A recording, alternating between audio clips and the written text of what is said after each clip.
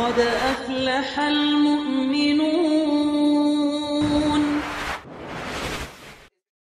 Oke, assalamualaikum warahmatullahi wabarakatuh. Kita lanjut lagi obrolan tentang pemuda.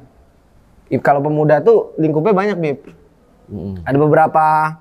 Ada wanita dan ada itu pria juga pastinya. Nah iya, cuma ada dua, ada Mama Hawa kan turunannya. Iya kan, nggak ada yang setengah kan? Iya, kalau yang setengah sakit berarti dia. Pemuda itu identik sama sesuatu yang liar Dan penuh kebebasan. Young, Wild and free. Ya kan? Ini cocok nih, kenapa di sini tengah-tengah kita? Enggak di tengah, di samping sebelah. Di mana itu di kamera, sebelah kiri, sebelah kanan. Sebelah kanan kita ada Ustadz Muiz Abu Turab yang memang beliau adalah pembina sekaligus founder dari Muhajirun Community. Ya. Dan isinya anak-anak muda. Semua. Dari yang unyu sampai yang kayak gini nih. Gitu, Ustadz. Itu saya tertarik dari Muhajirun Community ini dari beberapa obrolan kita kemarin. Sempat ketemu juga. Lah, sempat ketemu juga Ustadz Farid ya. Lu jangan melupakan sesuatu yang pernah ada, Bib. Ini kan anak muda nih yang tadi seperti kita bilang itu maunya liar gitu kan. Bebas, nggak mau diatur gitu. Ya kan? Nah, itu kok bisa anak-anak yang lagi apa ya bahasanya, grow up ya? Lagi growing up ini, lagi tumbuh terus lagi kondisi labil, tiba-tiba bisa mau diajak ditarik itu ke lingkup Islam gitu. Itu gimana ceritanya, Ustaz? Jadi gini, kita harus pahami dulu bahwa anak-anak muda itu justru menurut saya, jika caranya tepat itu malah lebih gampang untuk diajak. Jika caranya tepat. Jika caranya tepat. Oke. Sekarang begini, kan mereka ini sedang mencari jati diri ya. Mencari-cari gitu loh. Jadi mereka itu pengen mencari siapa sih yang menjadi superhero dalam hidupku. Gitu.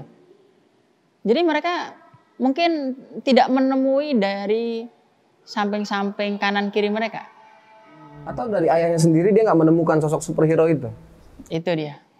Saya mau ngomong begitu tapi saya nggak tega ngomong. Biar saya aja yang ngomong, Pak. Bentar lagi saya akan dihujat oleh netizen. Iya, jadi seringkali begitu. Orang tua seringkali tidak hadir sebagai orang tua. Jadi kalau bahasanya ada orang yang bilang gini, having children sama being parents itu berbeda gitu. Punya anak dan menjadi orang tua itu dua hal yang berbeda. Iya. Jadi ketika pas ayah tidak menjadi sosok ayah, ibu tidak menjadi sosok ibu yang hangat. Jadi tentunya anak-anak muda itu mencari ya, siapa yang bisa menghangatkan aku gitu. Jadi mereka itu mencari gitu. Sekarang begini, saya kasih contoh. Saya itu ketika ketemu sama anak muda, meskipun nggak pernah kenal sebelumnya, tapi dia ngaji sama saya, selalu saya peluk. Saya peluk dulu. Habis itu saya bilang, kamu dari mana? Kabarnya sehat apa enggak? Gitu. Iya.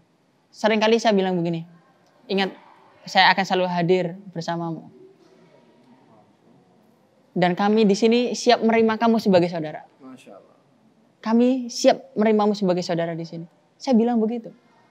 Jadi seringkali saya mendapatkan laporan begini. Kok saya misalkan corona kemarin, sejak Februari ya, sejak Februari sampai Desember 2020 kemarin, saya tuh nggak ke Indramayu sama sekali.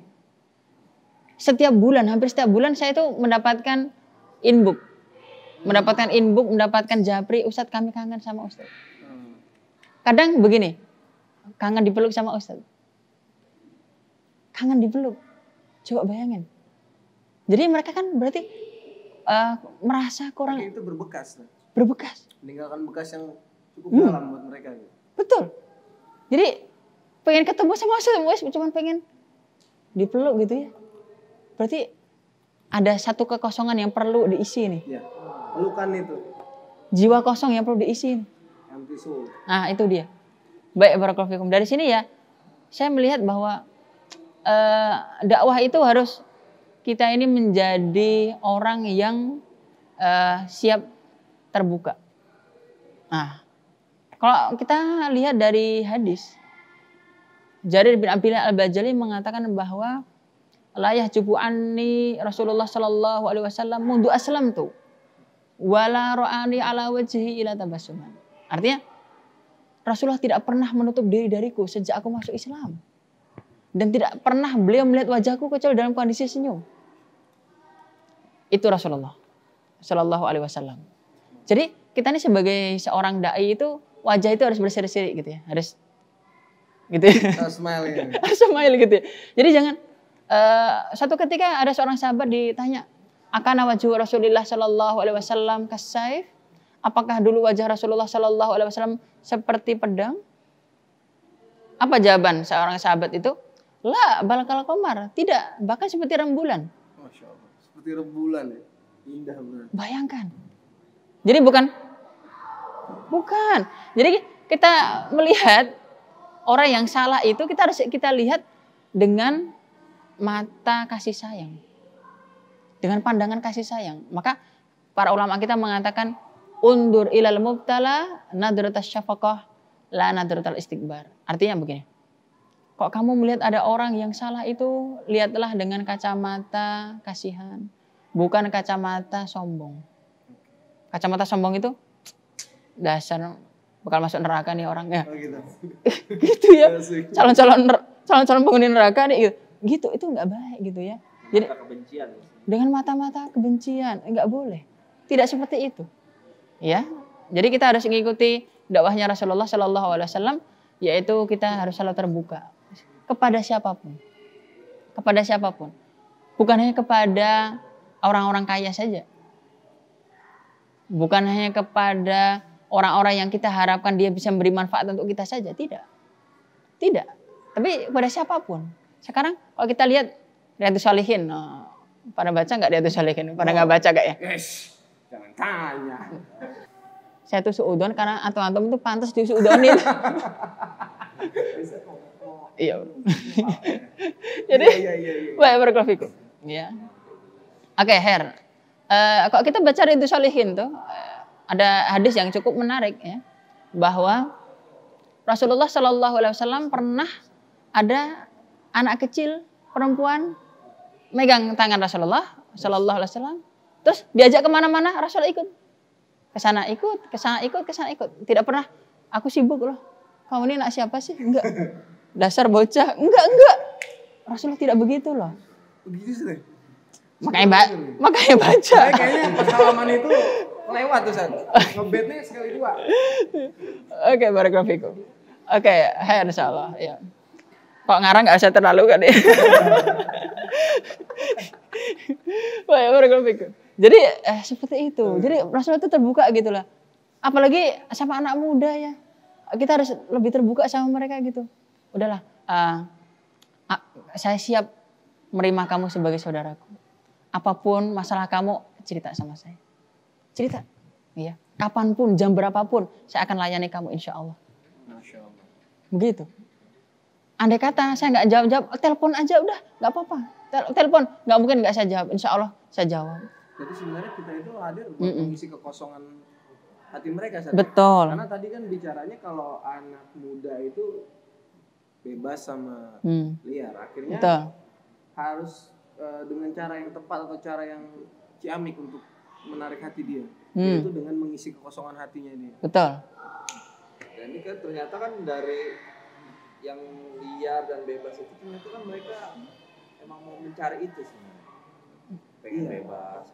Kemana kemari. Cari kebahagiaan sih sebenarnya. Ternyata nggak dapat juga ya kan. Oke. Bahagianya semu sih sebenarnya. Oke, maka di sini saya pengen berbagi.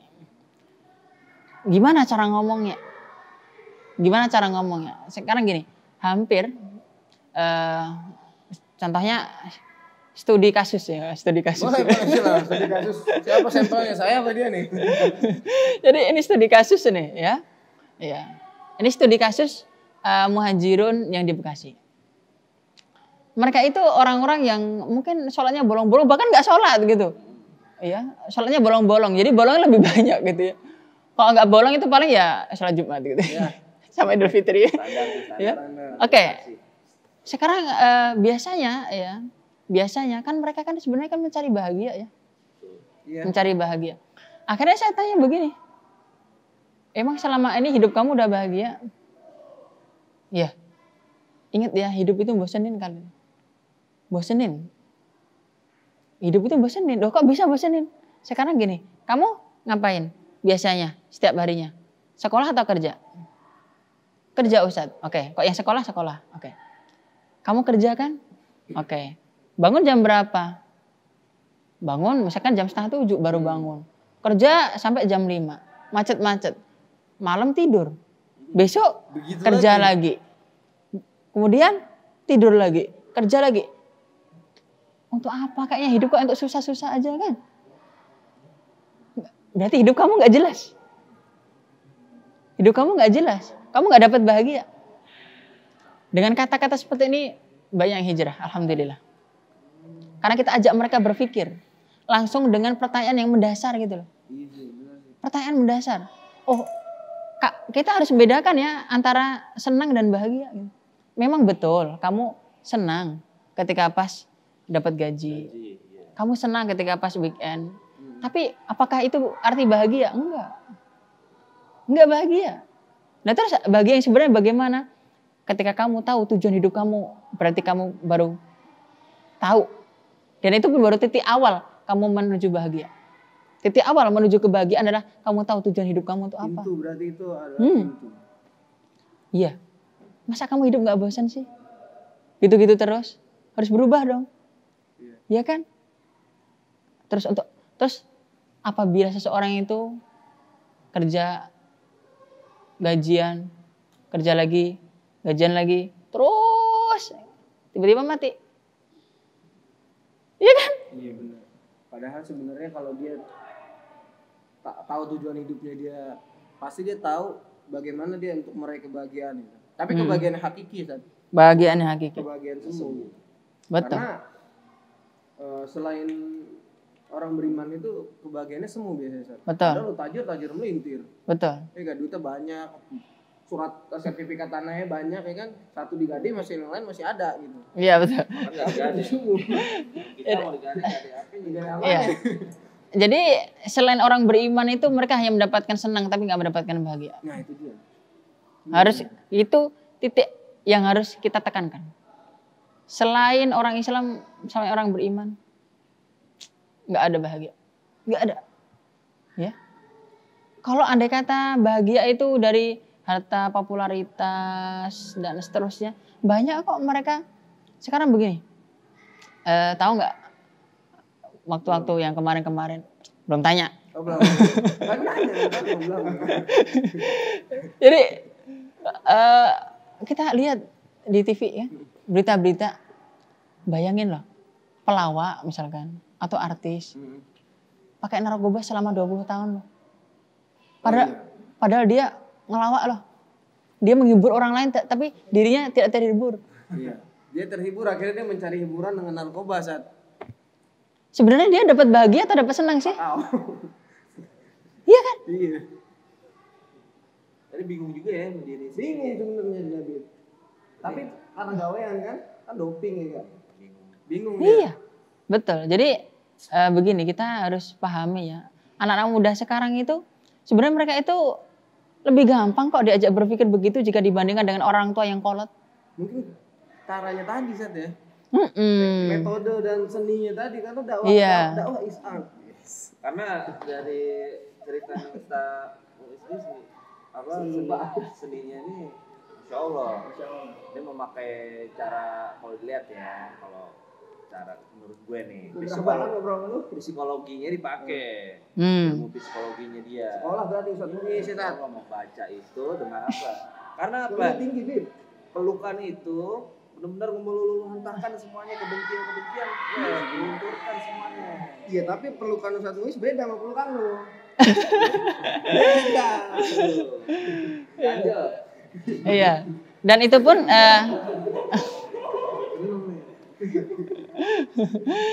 pun saya peluk bukan hanya ketika pas datang aja ya. Ketika pas mereka pulang juga begitu. Ketika pulang, udah saya peluk, ya, yang istiqomah ya, gitu. Istiqomah ya. Kata-kata istiqomah ya itu loh, kadang diingat Itu betul. doa. Ya, yang istiqomah ya.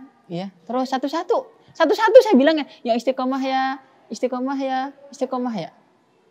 Gitu. Kemudian setelah itu, ketika pas pulang ya, pasti kita hati-hati ya di jalan ya. Iya. Ya ngebut nggak apa-apa. Dan itu yang nggak dia dapat dari teman-teman yang lain. Itu nggak dia dapat juga full seperti itu dari orang tuanya. Jadi sebagian psikolog nyebutnya sebagai baterai kasih. Baterai kasih. Iya. Itu ada konsep tersendiri. Emotional bonding. Oh, emotional bonding. Nah itu yang nggak didapat sama anak-anak muda. Mungkin termasuk itu. Mencarinya di luar akhirnya. Iya. Bener sih bener. Emang kita nggak nemuin orang-orang yang setipikal antum dulu gitu kan? Jadi antum ngomongnya saya. Iya, baik. Saya kok boleh saya mau cerita ya. Cerita saja. Ya. Jadi gini, kita punya misalkan ketua muhajirun. Nah, ketua muhajirun ini punya adik, ya, punya adik. Laki. Ya. Ini muhajirun cowok nih, Sat? Muhajirun cowok. Yang cowok? Iya. Okay. Anak futsal, gitu. Dia anak futsal, adiknya anak gamers. Oke. Iya, anak gamers. Itu. Lah itu. Ya, mari kita ketemu ya. Itu hadir dia. Lambaikan tangan ya. Ya. Jadi apa namanya gamers ya, gamers ulung ya. Ya. Itu dia diajak ya. Apa? Yuk ngaji gitu. Entar lah kita pas di rumah aja lah. Gitu. Yuk ngaji ya, antar aja lah, antar terus gitu ya. Tarsok gitu saja. Ya, tembak terus. Akhirnya pas tuh ya di rumah, pas di rumah. Ketemu deh sama saya. Saya sampaikan itu. Saya sampaikan itu ya. Saya sampaikan apa ya tadi yang saya materinya yang itu. Jadi saya kasih tahu ya bahwa materi saya mungkin selama 2 bulan mungkin atau mungkin lebih dari itu diulang-ulang itu terus dengan sedikit tambahan-tambahan. Ya. Tapi menjurusnya ke sana semua. Untuk apa hidup kamu? Untuk apa hidup kamu? Jadi selama berapa kali pertemuan itu terus. Kenapa begitu? Lah, gimana? Setiap kali pertemuan ada orang baru. Setiap kali ada pertemuan ada orang baru. Gitu. Akhirnya materi itu diulang lagi, tapi nanti saya agak sedikit tambahan. Berikan tambahan-tambahan gitu.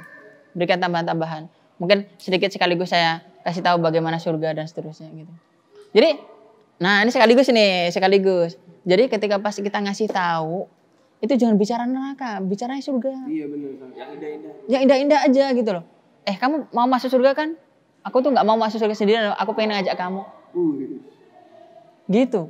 Iya berarti. Jadi jangan, wah dasar ya penghuni neraka, jangan gitu. Jangan gitu loh. Kan penghuni terakhir ya. Kalau dulu Subhanallah. Jangan gitu. Jadi bicaranya itu surga aja. Bicara surga, jangan bicara dosa.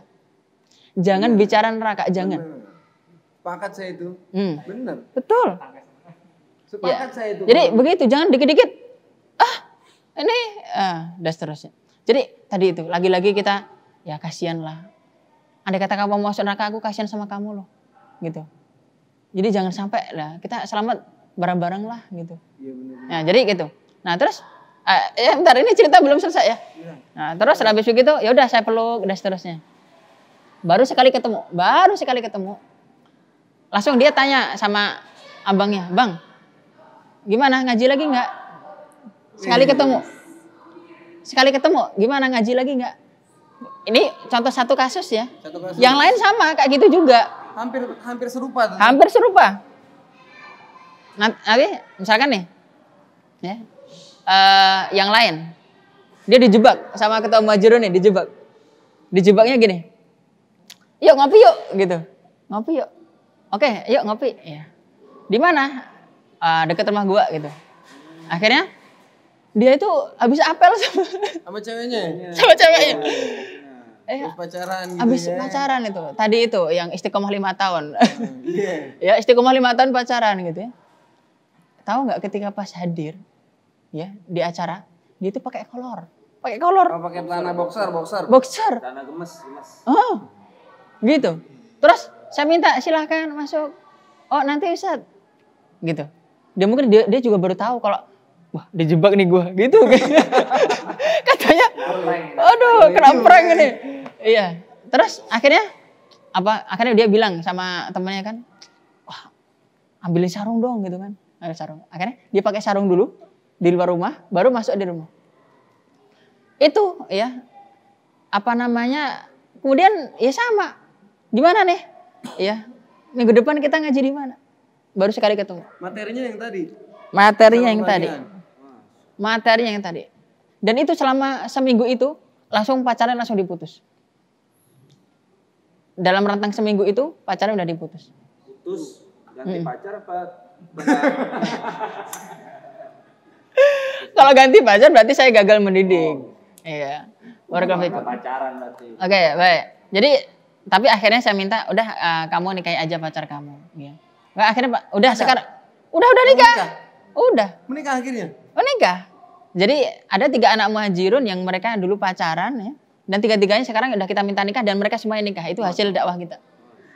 Iya, alhamdulillah. Jadi seperti itu rata-rata sekali ketemu mereka langsung kayak ketagihan gitu, pengen ketemu sama saya lagi gitu. Iya. Jadi karena yang mendapatkan kehangatan tadi. Alhamdulillah.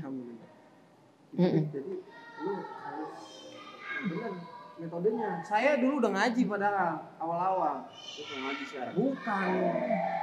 Tiba-tiba sama temen yang udah lama ngajinya lebih dulu, saya dibilang gila bunar. Iya. Jadi saya pikir wah daripada saya terus-terusan sama dia, kira saya menarik diri kan saat. Sempat juga saya dibilang seperti itu. Jadi bahaya nih ini buat teman-teman juga nih, buat teman-teman yang udah ngaji ataupun yang sudah lebih dulu ngaji gitu, jangan gampang memvonis kalau saya. Betul. Jadi kita harus pahami posisi kita sebagai apa. Jadi kalau kita ini kode etik dai itu kita biasa dikasih tahu nahnu du'atun laqudot. Kita ini dai yang mengajak, bukan qadhi, hakim yang memvonis. Ya bukan hakim, kita bukan hakim yang hakim itu tukang vonis ya. Begitu. Maka saya tuh tertarik ya dengan apa yang dijawab oleh Syekh Muhammad Ghazali ketika pas ditanya, "Ya Syekh, orang ninggalkan sholat itu hukumnya apa?" gitu.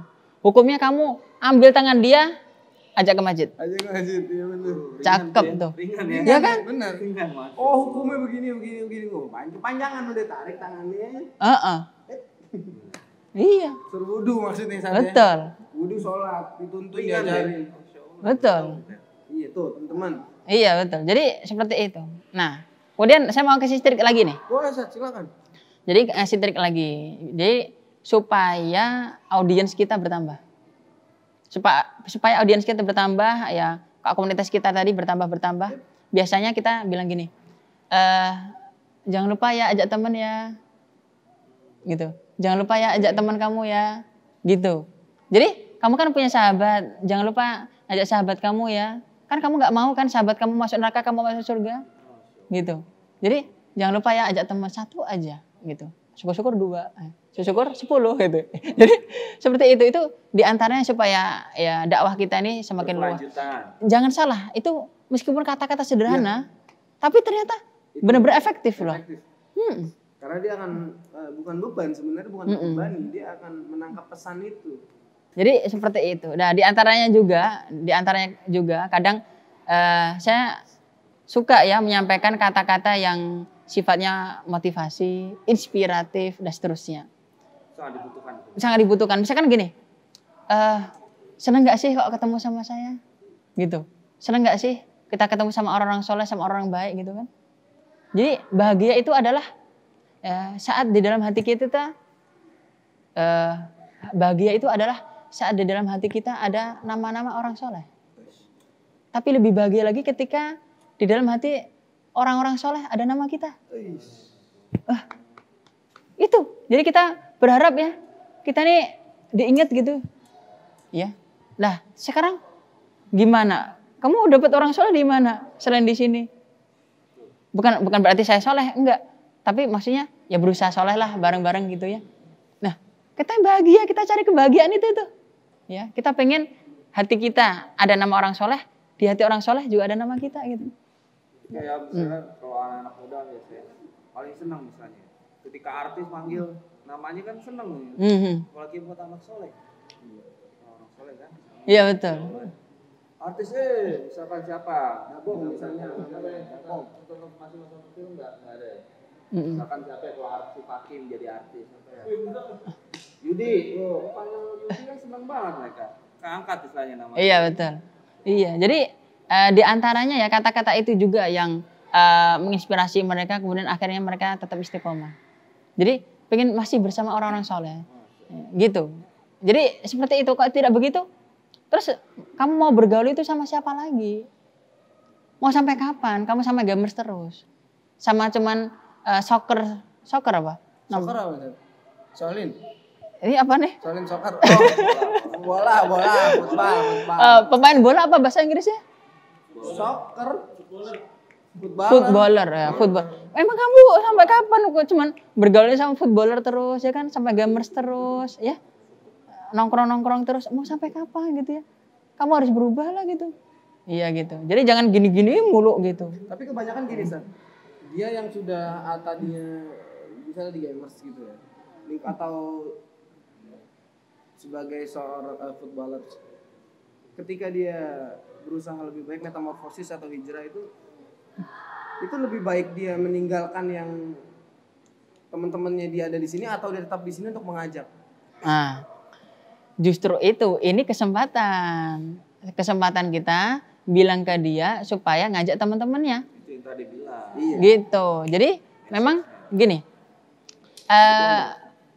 Jadi begini, jadi orang itu nggak bisa hidup sendiri, itu nggak mungkin.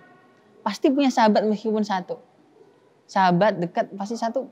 Tempat curhat biasanya. Nah, jadi gini loh. Menurut yang saya amati ya, gini. Misalkan ini sahabatan, makan bareng, tidur bareng, ya nangis bareng, ketawa bareng, ya. Cuman yang nggak bareng, bareng aja. Itu, cuman itu doang. Ya. Tapi semuanya tuh bareng gitu. Semua itu bareng, ya. Itu bareng-bareng kan gitu. Terus bareng. Nah, ketika yang satu hijrah jadi baik gitu, pasti yang satu itu juga kayak nggak bisa ditinggalkan gitu ya.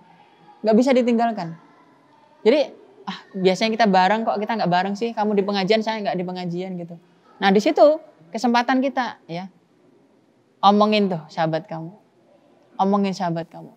Ayo kita sekarang bareng-bareng tapi di atas kebaikan. Masya Allah. Gitu. Kita tetap bareng-bareng. Aku tidak akan meninggalkan kamu. Nggak akan tinggalkan kamu. Kita tetap bareng-bareng. Tapi ayo bersama-sama di atas kebaikan.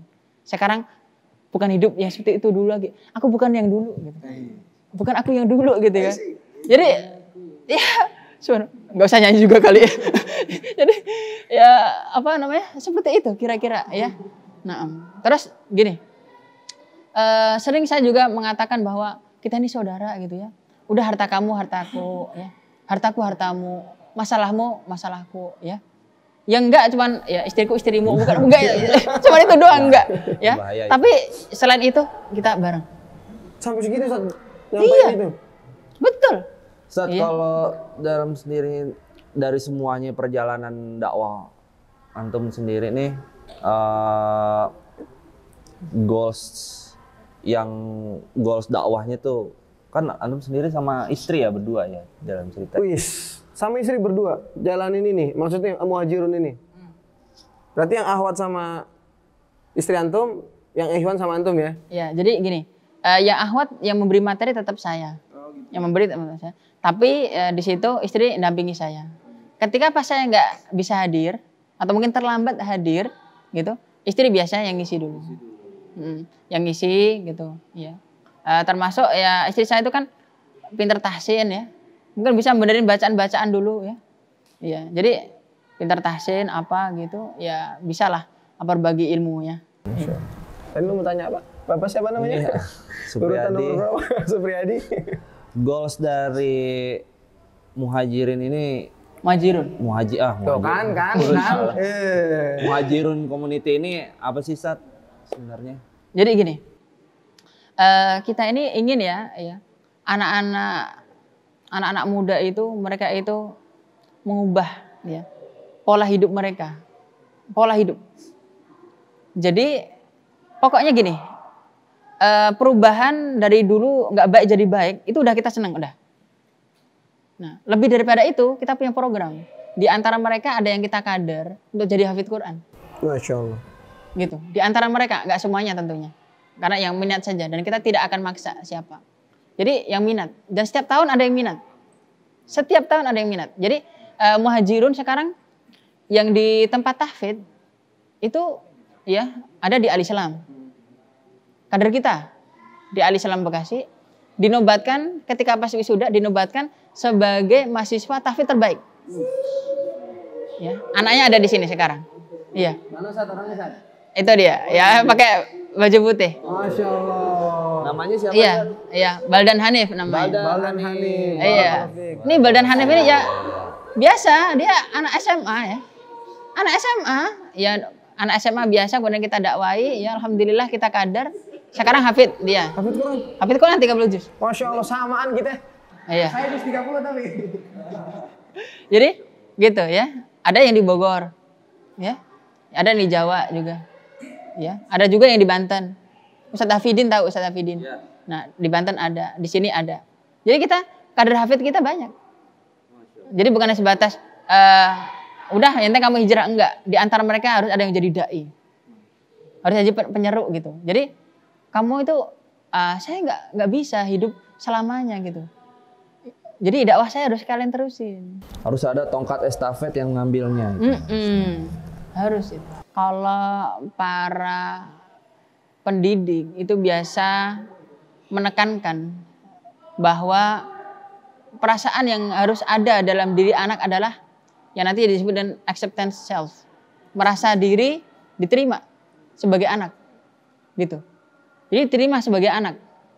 Nah sekarang begini, bagaimana mungkin anak diterima sebagai anak, merasa diterima sebagai anak, tatkala dia orang tuanya kerja sampai rumah cuma main HP. Gitu ya. Ibunya cuma nonton sinetron. Apa yang bisa diambil dari perbuatan bapak dan ibunya? Nggak ada. Jadi kita harus pahami bahwa anak itu adalah timbal balik dari sebagai kamu beri perasaan kamu, dia akan beri perasaan dia. Kamu beri perasaan kamu, dia akan beri perasaan dia. Kamu beri apa yang kamu mau, dia akan memberi. Kamu beri apa yang kamu mampu, dia akan memberikan apa yang dia mampu. Itu anak seperti itu. Iya. Jadi ya harus disempatkan. Apa namanya? Ketika pas di luar ya, pas di luar lagi kerja, tanya gitu. Gimana? Udah makan belum? Nanti mau dibawain apa? Itu penting loh. Itu merasa diterima sebagai anak gitu. Ya seperti ini. Ini kan masalah yang sepele. Tapi sayang orang tua kurang tahu, kurang paham. Mungkin belum belajar parenting ya. Silakan nanti saya bisa diundang untuk bicara parenting insya Allah ta'ala. Mantap nih. Ya. Alhamdulillah barakallahu fikum Ustaz. Dari nasihat-nasihatnya tadi, tips-tipsnya tadi insya Allah semoga bisa kita pakai juga ya kan Bib? Insya Allah. Karena memang targetnya Lucky Pet ini juga teman-teman yang belum tersentuh sama dakwah sebenarnya. Nah, itu yang mau kita ambil. Jadi mudah-mudahan ambil ini juga, peluangnya. Iya, harus diambil peluangnya. Soalnya sayang biar mati nggak sia-sia banget nih kita nih.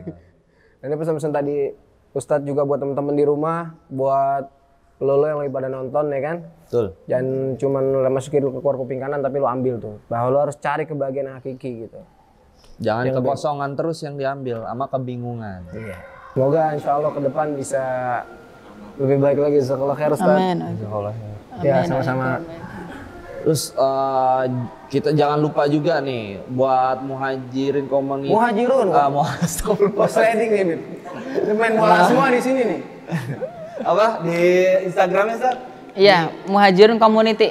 Muhajirun Community. Ada medsos lainnya? Facebook ada. Sama juga ya. Muhajirun. Jadi teman-teman yang mau gabung di Muhajirun Community bisa langsung follow nih di sini nih ya.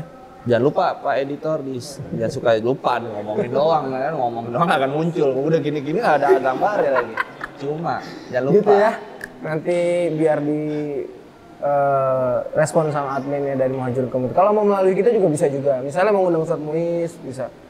Tim, saya mau undang Ustadz Muiz dong buat ngisi tentang keluarga tempat kita, insya Allah akan saya sampaikan. Barakallahu fikum Ustadznya, Amin, amin, waalaikumsalam. Sebelumnya kita tutup, kita ucapkan alhamdulillah, rabbil alamin, warahmatullahi majelis. Subhanallahumma wa bihamdika, asyhadu an la ilaha illa anta, astaghfiruka wa atubu ilaik.